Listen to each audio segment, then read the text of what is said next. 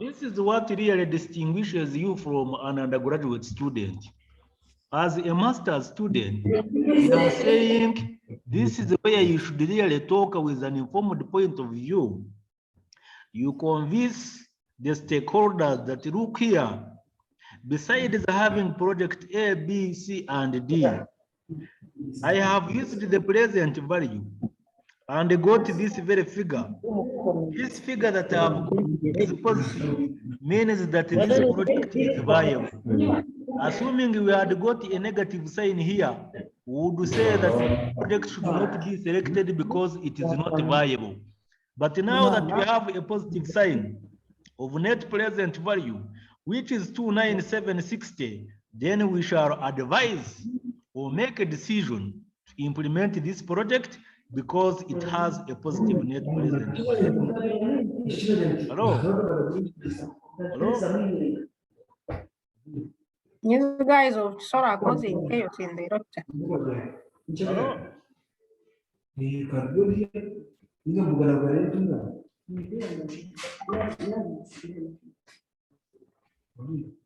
Hello, members?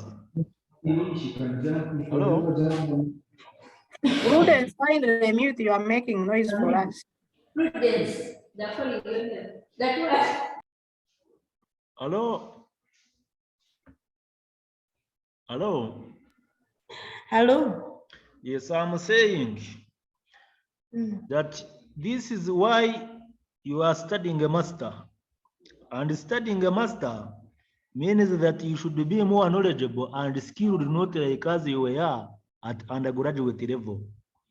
That when you are talking as a person who has studied project planning and management, in meetings, let's say stakeholder meetings, you are called by the management in their management meetings to advise them on which projects you think will actually succeed. You should really be knowing these methods. You will now use a method you calculate like payback period, and when you get a payback period which is short, now it means that you advise them to go with that project. When you use the accounting rate of return and you get a high percentage, you say this project with a high percentage will bring back more money than these other projects because it has a higher percentage of return. And when you come at the net present value and you find that one of the projects among the options you have has a positive net present value, the other one has a negative net present value, you advise them to go with the one which has a positive net present value because it will be really assumed that it will actually be feasible or viable economically, socially, economically, and environmentally. So here we are, and we are saying that this is the method of calculating the net present value where we have the cash flows. As I said, this was carried forward, as you can see. This also was also carried forward here, the capital cost of capital from where we had the rate of 9% per year. And to get the discount factor for each year, we use this simple formula which you are seeing here, where the discount factor is equal to 1 divided by 1 plus R to power n, where all of them are in brackets. R is the rate, which is the percentage, and we are given 9%, so you get 9 divided by 100, and then n is there. When you are calculating for the discount factor for year 0, n becomes 0, and n number for 0 is 1. Then for 1, you put 1 where n is, it serves as our n. Year 4, you put it here. Year 5 also is our n. You get different discount factors for different years. And to get the present value, you get the product of the cash flow and the discount factor. In other words, you get the value for the cash flow, the years, and what you will get is the present value. But we are not looking for the present value alone. We are looking for the net present value. The net present value is the difference between the present value for the cash inflows and the present value for the cash outflows. So the difference between the present value for the cash inflows and that of the cash outflows is what we call the net present value, or NPV. In this example of ours, to get the present value for the cash inflows, we shall realize that the cash inflows begin from year 1, year 2, year 3, year 4, year 5. So we add these very values present value for year 1 plus present value for year 2 plus present value for year 3, year 4, year 5. The total that we get, we subtract the present value for the cash outflows, which is 240,000, and the value we get here determines the decision that we can make. Once we get a negative sign, we advise the stakeholders that please don't select this project. It will not be economically viable. It won't be profitable. And if you get a positive sign like this one, which we have, then you advise them that yes, let us go with this very project because its net present value is positive, which indicates that the project will be viable. If you have 2 or 3 or more projects with a positive net present value, the higher the value, the higher the chances of that particular project being more viable than the other 2 options. Advantages of net present value. It considers time value of money. It is based on cash flow, not profit. You see, we have used cash flows, not profits. It considers time value of money. You see, it considers the whole life of the project have been involved in our calculation. And I was telling you that in future note that there is the difference between having brackets or in brackets and having the brackets would have begun from outside one to encompass 1 plus R. Disadvantages. It is difficult to explain net present values to the managers. This is what I had said, that you can't say, for example, since we have positive, this is more viable than the other. The manager will ask you, how have you known that it will be successful? Does the negative sign really tell you that it is going to succeed? Again, getting the present values for the cash inflows, adding them separately, you subtract the present values for the outflows separately, and what you get, you call it the net present value. The manager will really not easily understand you. It may be hard to forecast to estimate future cash flows for the project investment, since the future is always uncertain. You can't predict how much you will spend or receive in the future. Solution figures not in a percentage are usually hard to compare. Yes, those very figures or values which are not in a percentage are always hard really to compare. Now we look at the other method. The other method is what we call the profitability index. Profitability index. You see, an index is just a value. And we are saying here that we use the profit for that very case. This is sometimes called the benefit cost ratio. The other time we calculated the benefit cost analysis or cost benefit analysis, and we had the ratio. We said once the ratio for the benefit costs are high, we go with that project because we think it is profitable. That is what we said. And here we are using the PV index, present value index. It is reached by computing the ratio to the value of cash inflows and present value of cash outflows. Profitability index, we are saying, accept a project with a profitability index greater than 1. When you get this formula, you get the present value of cash inflows. You divide by the initial cost. The answer that you get once it is greater than 1, you access, we are saying, if you have the present values like this, the present values for the inflows, which is the summation of this plus this plus this plus this plus this, divided by the initial investment of this. Once the value is greater than 1, we are saying you accept the what is got from present value of using profitability index. It is assumed that the reforms from the project are generated in exact proportion as amount invested, that is present terms per unit invested. So we get returns on whatever unit we invest on the project. We get a return. Hence, projects will be ranked from 1 with the highest profitability index or PI to 1 with the lowest, and the projects are selected in order of ranking up to the point where the budget is exhausted. Note, however, it cannot be used except where there are multiple constraints. Not only capital, it will count the overall portfolio where correlation or relationship of projects return is important. These are just guiding questions.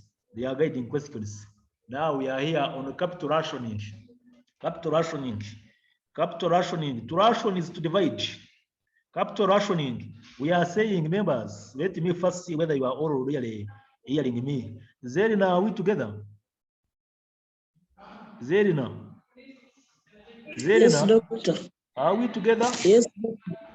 What Yes. about Prudence? I'm here, sir. Yeah, there is also Evelyn. Are we together? Very much together. Yeah, Farouk. Farouk, are we together? We are together. And since we are together now, we can look at capital rationing. Capital is money. Rationing is dividing. Look at the children you have at home. Some of you have children who are studying in their daycare, and you realize that at times you can go to the village savings and loans association to get a loan to pay their school fees. But how do you say, let me give John 500,000, let me give Rachel 200,000, assuming they gave you $1 million. Let me give Sheila 100,000. Now that is 700,000.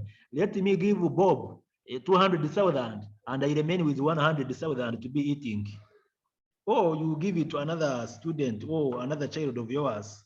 So capital rationing, just as we divide the money, divide resources to our children, is also where we divide the money to different projects. And I am saying we do it as people who have studied masters. People who have really studied project planning and management, we realize that you don't just divide the money anyhow. You must have a reason or justification as to why you are giving a project more money than others. Why? Because you are seeing it with having more benefits than costs, because you are seeing it having less risks, and therefore you are having much investment put onto that project than others. So here we are saying in project planning also, we also do capital dividing or dividing money or rationing money among the projects. Assuming we have project A, B, and C, and we have 1 million. 1 million to be divided by 3, it would be something like 300,000, 330,000 point something.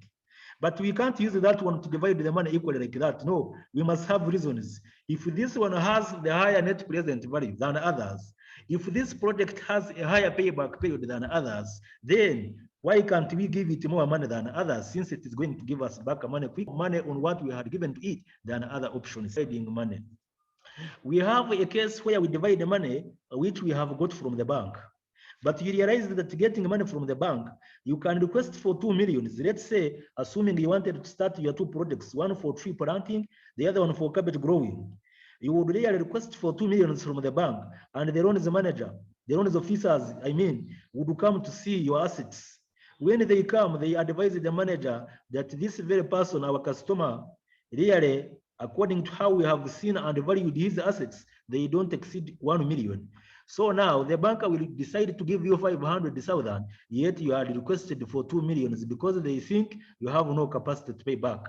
So the 500,000 that you receive from the bank, much as you had wanted 2 millions, will be divided to 2 projects, but be divided to them on some circumstances that the one which had a higher profitability index will first peak its initial investment, and the one which actually had the next profitability index or rank will also go and pick what will be left, which will serve as its initial what? Initial cost, whether it is the same or less, provided the one which ranked number 1 has already picked its own, then you will receive what you have got.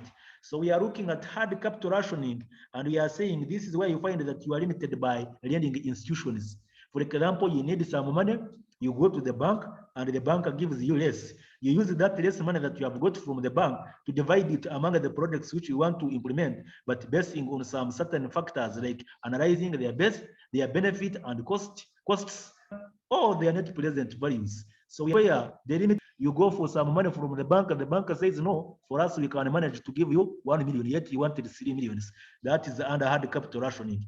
Now, reasons here we are saying industrial factors on limiting funds. For example, high risk. If, for example, it is seen to be high risk, they give you less than what you actually expect from the bank.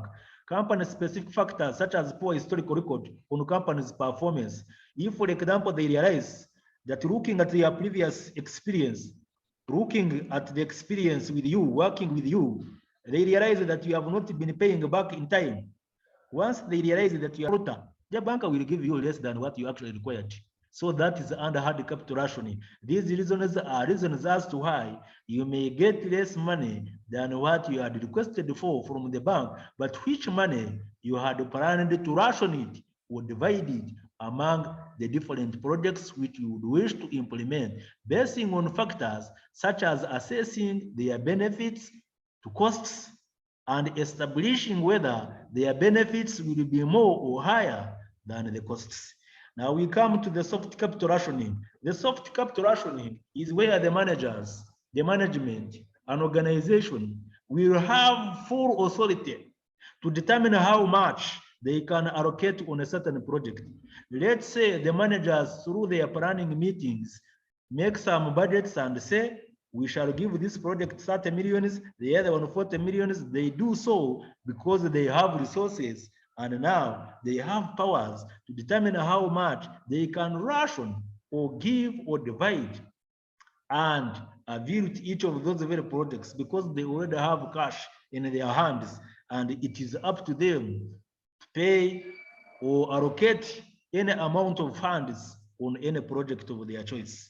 So this is where management internally composes limits on investment expenditure. It is, however, against the rational view of shareholder profit maximization, which requires shareholders to invest in all viable projects. So the management can also see which projects they can divide the money, and they will find it very, very easy to invest in all projects which are seen to be viable. Reason is human resource or management skill limitation, i.e. a lack of strong middle management to handle bigger projects. So they will just choose a few projects which they think will be viable because they don't have a strong middle level management. Then desire to maximize returns of a limited range of investments. Then we have divisional constraints. For example, upper management allocates fixed amount for each division as a corporate strategy. Debt constraints, we are saying earlier debt issues which prohibit increase in the firm's debt beyond a certain level. We are saying rationing is dividing money among the projects. Money which you may be having at your disposal or money which you have borrowed from the bank. And we are saying, as noted earlier, divisible projects are ranked using profitability index, what we always commonly abbreviate as PI. This is an acronym where PI, which is the profitability index, is equal to present value divided by initial investment outlay. So we simply get the present value just as we had the other present values, then we divide by initial expenditure or initial investment. Procedure, I want you to look at this procedure. Procedure for rationing divisible projects. Procedure for dividing the little money that we have among the 1, 2, 3 projects that we intend to implement. 1, calculate the profitability index for each project. We calculate the PI for each project, meaning we get present value divided by initial investment for each project, which is its PI. Then rank the project according to PI magnitude. So when you have 3 projects, you calculate PI for project A. This formula, the higher the PI, the higher the rank. If project A got the PI as 2, B got 3, then C got 6, it means that your project to get the first rank will be C, followed by B, followed by A. The higher the rank, the higher the rank. The higher the index, the higher the rank for that very case.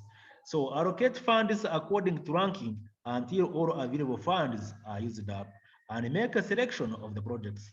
Members, we are saying here that what we do after getting ranks, we divide the money according to ranks, and each project picks money from what we have, money that is equivalent to its initial investment. For example, we have here an example. A company has $100,000 available for investment and has identified the following 5 divisible projects. The initial cost for C is 40,000. The initial cost for D is 100,000. For E it is 50,000, of course, dollars. For F, $60,000. For G, it is $50,000. We have the net present values. You see this one which has a net present value which is in brackets, we immediately leave it because they are demanding it. We can't give it some other money yet they are demanding it. So this 100,000 which the company has will be divided among C, D, E, and F. But we are saying what criteria are we going to use to determine which one will first pick from that 100 and the other one follow, the other one follow. We shall use the profitability index, we get ranks, and the one that will have the first rank, just as you can be the first one in class, they say, first get the reward.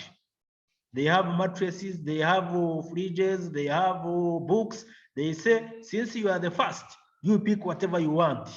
But in the context of projects, you don't pick whatever you want. You pick exact amount of money, which is equivalent to what was your initial cost. C had an initial cost of 40,000. D had an initial cost of 100,000. E had an initial cost of 500, actually 50,000. F had an initial cost of 60,000, and G had an initial cost of what? That means that if, for example, C ranked number 1, it would come and first take this 40 from 100,000 because it required 40,000. Much as there was 100,000 and we assume it ranked number 1, it would have picked all the money because it was number 1. But the rule is that it picks money which is equivalent to its initial cost, or which is less to its initial cost in case other projects have already picked, and what is left is less than what it had requested for. Now, determine the project that should be undertaken, and we have the solution. But before we go to the solution, you are realizing that we have project C, we have project D, we have project E, we have project F, we have G, we have their corresponding net present values, and this figure, which is in the brackets, has disqualified the project G from also getting a ratio or getting a portion from this $100,000 because the here members projects are the ones which we had above. Initial cost are also what we had above. It is not viable because it has a negative NPV. We have left it aside here because it had a negative sign, so we can't give it more money. Initial cost has been brought forward. Projects have been brought forward. PV, as you can see, you calculate for the PV. To calculate for the PV using this formula, you get net present value plus initial cost. Net present value for C is here. Members, you see, the net present values are here. Net present value for C is this plus its initial cost, you get the present value. So we calculate for the present value for each of these projects by getting the initial cost plus net present value. The net present value for C is this plus this, which is 60. For this, it is 100 plus 35,000. We get present value as 135,000. The present value for E is 50,000 plus 24,000, which is 74,000. For this, it is 60 plus 18,000, which is 78,000. That is present value for each of those projects. This is where we are. I believe members, you have seen how we have arrived here. Hello? Hello? Hello? Yes, Hello? doctor. Have you seen how I have got present values? Present value is equal to net present value plus initial cost.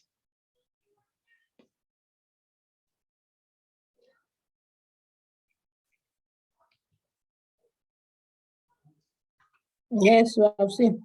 You have seen it? Where the cursor is. Here where the cursor is. So all these values have been got from here. The present value for C is equal to initial cost plus NPV, which is 60. For D, it is 100,000 plus 35,000, which is 135,000. For E, it is 50 plus 24,000, which is 74,000. For F, it is 60 plus 18,000, which is 78,000. And G, we don't calculate for it because it is already in negative. We are not even going to give it on our money, which we have, which is $100,000 as an organization. So you can see the values. Yes, they are here. They are here now. We have got PV. To get the PI, which is profitability index, we get the present value, you remember, divided by initial cost. So present value for C is now 60 divided by initial cost, it is 1.5. Present value for D is equal to this PV divided by initial cost, which is 1.35. For E, it is 74,000 PV divided by initial cost, which is 50,000, we get 1.48. For F, it is 78,000 divided by 60,000, and we get 1.3. So what happens is that when you look at these very figures, this one is higher than these very ones, and this is the lowest. So this one is ranked, these are ranks. This is the first because it has a high value or high value of PI, followed by this one, this is the second, this is the third, and this is the fourth. Meaning that from this very solution of ours, This one that has ranked number 1 will be the one to first pick from the available money, which was 100,000 that a company was going to spend on these very products. C will first come and pick its initial cost because it has ranked number 1, and C will pick 40,000. It will pick 40,000. This is why you see 100,000, which is available funds for spending, and C has picked 40,000, which was equal to its initial cost. Now its net present value was 20,000. You see, its net present value was 20 what? Was 20,000. And we move. That means that when C picks 40 from available 100,000, we remain with 60,000. So the one which has ranked number 2, which is E, are you seeing E with rank 2? Will come and pick its initial cost of 50,000. So E will pick 50,000. You see, brackets means it has taken 50,000 has been deducted from what was available after C had got its 40,000, which was its initial cost. And now E had a net present value of 24,000. E is here, had a net present value of 24,000. Now, what else will follow is the third. The one with the third rank is D. D had the third rank, but it wanted 100,000. Yet we are only left with 10,000 because C has taken 40, E has taken 50, and we are left with only 10,000.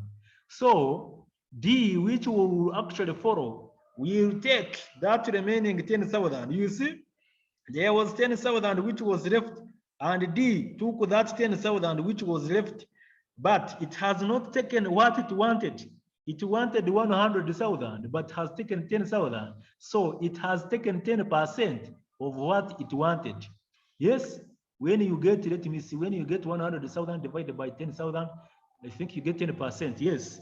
And again, its net present value earned will be this 10% it has taken of its net present value, which was 35,000. Yes, it will be 10% of its 35,000 because it has not taken all 100,000. So not taking all will affect the initial cost, actually will affect the ratio that it will take and also affect its net present value. So it has really taken 10,000. 10,000 of 100,000 is equal to 10%. So it has taken 10% of what it wanted to take, and also its net present value will be 10% of what it wanted to take, which was 35,000. And as you can see, at this particular point, we shall say that project selection, C first took because it had rank 1, E followed because it had rank 2, and D followed, but D did not take all 100,000 it wanted. It took 10% of what it had wanted. And the summation of net present value is equal to 20 for C plus 24 for E plus 10% of D. 10% of D, which is 3500, as you can see. Total net present value is equal to this one plus this one plus this one, which is equal to $47500. But the issue here is that we are getting the amount of money that each project will get and how each will get using the profitability index. We have determined which project is having a higher probability of giving us the profits. And from this very one, project C is assumed to give us more profits, followed by E, followed by D, followed by F, and G has been eliminated because they are already demanding it. How have we got the profitability index? We have got it by getting the present value divided by initial cost. And we are saying present value is here divided by initial cost. You get this, present value of this, you get this. And how have we got the present value? We have got present values from net present value plus initial cost is how we have got these very values, and using them, we have got the profitability index. And from the profitability index, we have ranked these projects. The higher the profitability index, the higher the rank. And the higher the rank, the first chances of selecting from the available money to be invested on that particular project. We are saying rationing indivisible projects. In this case, projects can't be divided. It is either wholly undertaken or not. So members, for the emphasis and interest of today, I want to stop here, that you look through, you revise and see how we have arrived at these very answers, and you see how you will be applying them in your daily life, in your areas of specialization, and then we see how we can move forward. Hello? Hello? Thank you so much, Doctor. Yes, welcome. You can, I had a request.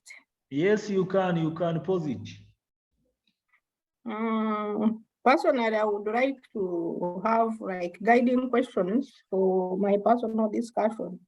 Okay. Since time is not a friend, Yeah, so that I can get a clue on how to approach questions once I come in an exam. Yes, I'm going to share some questions with you, don't mind.